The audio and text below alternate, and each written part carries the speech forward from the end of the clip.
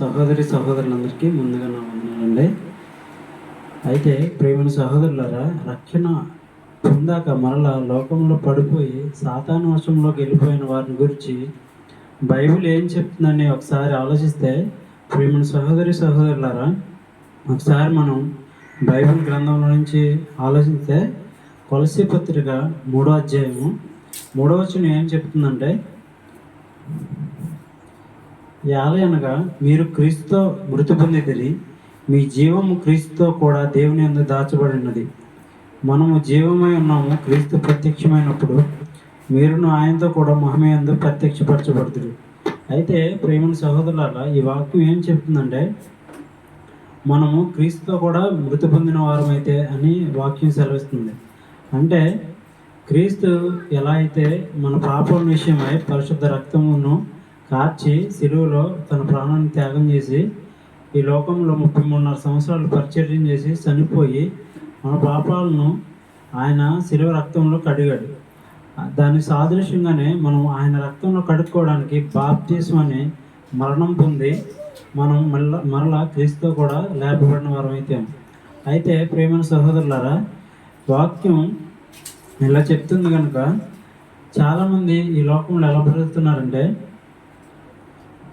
మారు మనసు పొంది మరలా లోకంలోకి ఇదే జీవితం అనుకుని మరలా క్రీస్తును సిలువ వేస్తున్నారు. అంటే ఎంత బాధాకరమో సహోదరులారా, ఒకసారి ఆలోచించండి. ఈ లోకం మంచిది కాదని, ఈ లోకం అపవాది చేతిలో ఉంది. సాతాను మనల్ని తెలివిగా ప్రేరేపిస్తున్నాడు. ఎలాగనగా సాతాను ఈ లోకంలో చాలామందిని ఎలా వెతుకుతున్నారంటే, గర్జించి సింహం వల్లే మనల్ని ఎలా మృంగుదునని తిరుగుతున్నాడు ఈ లోకంలో. అది మనం దాని నుంచి ఎలా డైల్యూషన్ అవ్వాలి, ఎలా తప్పించుకోవాలని మనం ఆలోచిస్తే, ప్రేమ సహోదరులారా, అనుభవ జ్ఞానంతో కూడిన వాక్యమును మనం నిత్యము భుజించాలి.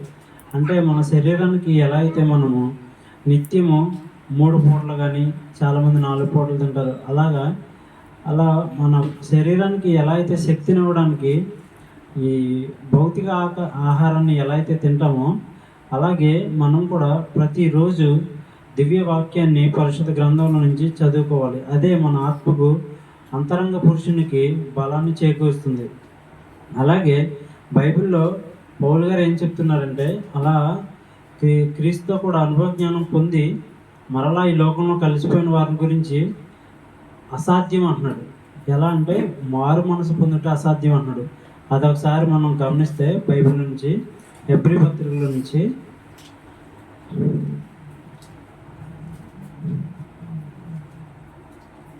హెబ్రీ పత్రిక 6వ అధ్యాయము 4వ వచనం కానీ చూద్దామండి.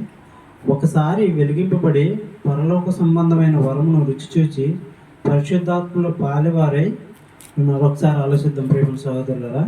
ఒకసారి వెలిగించబడి అంటే మనం ఈ పాపలోకంలో అనేక మార్లు పడిపోయి చీకట్లను బ్రతుకుతున్నప్పుడు క్రీస్తు వెలుగై ఉన్నాడు.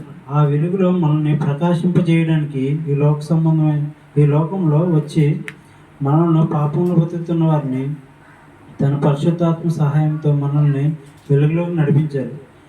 అందుగురించి ఒకసారి వెలిగింపబడి పరలోక సంబంధమైన వరమును రుచి చూసి పరిశుద్ధాత్మలో పాలివారే దేవుని వాక్యమును రాబోయే యుగ సంబంధమైన శక్తుల ప్రభావమును అనుభవించిన తరువాత తప్పిపోయిన వారు తమ విషయంలో దేవుని కుమారుని మరలా సిలువేస్తున్నారని బాహాటముగా చెప్పుచున్నాడు. పౌలు గారు ఏం చెప్తున్నాడంటే, నేను మొదటగా చెప్పిన విషయంలోనే ఈ లోకంలో క్రీస్తుని గూర్చిన జ్ఞానాన్ని, అభిరుచులని, ఆ అనుభవ జ్ఞానాన్ని, వాక్యం తెలిసి కూడా ఈ లోకంలో పడిపోతున్నారు. పడిపోయే వారిని మరలా ఏం చేస్తున్నారంటే క్రీస్తుని మరలా సిలువేస్తున్నాడు. ఆల్రెడీ మన కొరకు ఒక్కసారి మృతి పొందారు. ఎవరో? క్రీస్తు వారు. ఆ గాయాలని మరలా మనం రేపుతున్నాం అనమాట. ఎలాగనగా ఈ లోకంలో మనం అనేక అపరాధాలను, తప్పులను తెలిసి కూడా చాలామంది తెలిసి చేస్తున్నారు. ఎన్నో పాటల్లో కానీ వాక్యాల్లో కానీ ఎంతోమంది వివరిస్తున్నా కానీ ఆ వాక్యాలను వినకుండా ఈ లోకంలోనే కాలం గడుపుతున్నారు. వారిని గురించి పౌలు గారు పరిశుద్ధ గ్రంథంలో నుంచి ఇలా చెప్తున్నారు. దేవుని కుమారుని మరలా చిలువేచున్నారు, బాహాటముగా ఆయనను అవమానపరుచున్నారు గనుక మారు మనసు పొందినట్లు అట్టి వారిని మరలా నూతనపరచుట అసాధ్యమని చెప్తున్నాడు. కనుక ప్రేమ సహోదరులరా, అట్టి వారిని మరలా ఈ లోకంలో నుంచి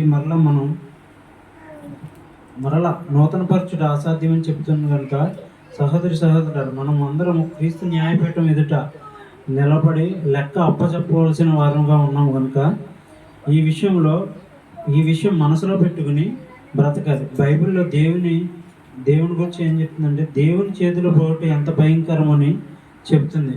కాబట్టి మనందరము ఈ లోకంలో పరిశుద్ధంగా నీతిగా బ్రతికి దేవుని నిత్యరాజ్యంలో స్వతంత్రించుకోవాలని ఈ మాటలు ముగిస్తున్నాను.